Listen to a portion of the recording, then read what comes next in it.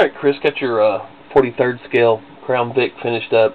I didn't mount, I got the spotlight that came on it, I left it on there.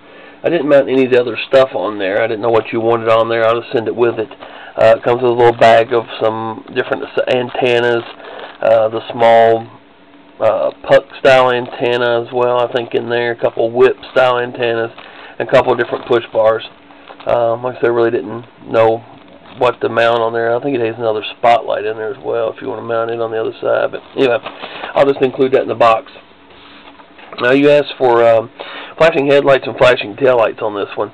Also, one of the couple of things that you saw in a couple of my other videos, red and blue alternating strobe over the rear view mirror on the front visor, and then also red and blue strobes on the rear deck. So I've got those all installed in there. Since I didn't, with the strobes that I use, I was able to, see if I can get this hood open with my finger. Never can. There we go. The hood opens. Also, the trunk was still open, and all the goodies are still in the trunk. The equipment boxes and stuff that come in these. So, with the options that you asked for, I was able to leave it dirty. I was able to keep everything in the trunk, so all the trunk doors and everything's still open. So, kind of neat. I usually have to seal the trunk shut to allow room for a circuit board. So, anyway, let's close this all back up. Shut the trunk down. And then what I did with this was just put a, we spoke about wiring this. I didn't know how you were wanting to wire it, and I think we'd talked about it, but what I did, just a small 9-volt battery box with an on-off switch on it. Easy enough to change the batteries. It just slides off. There'll be a screw to hold it shut. It just slides off, and then there's a little, just the box is the size of a 9-volt pretty much. So just flip the switch off and on right here.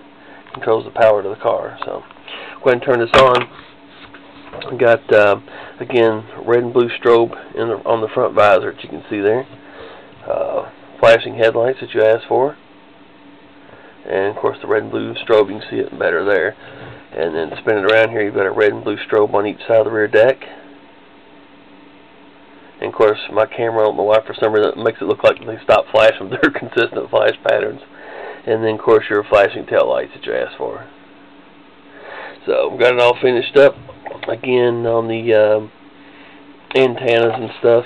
Some people do them different ways. I mean, some of these people that are really into these cars, they'll actually drill a small hole to put the antenna in, put just a little dot of glue to it, but that's usually the way I do them. When I'm building them for a customer, they specify what's what.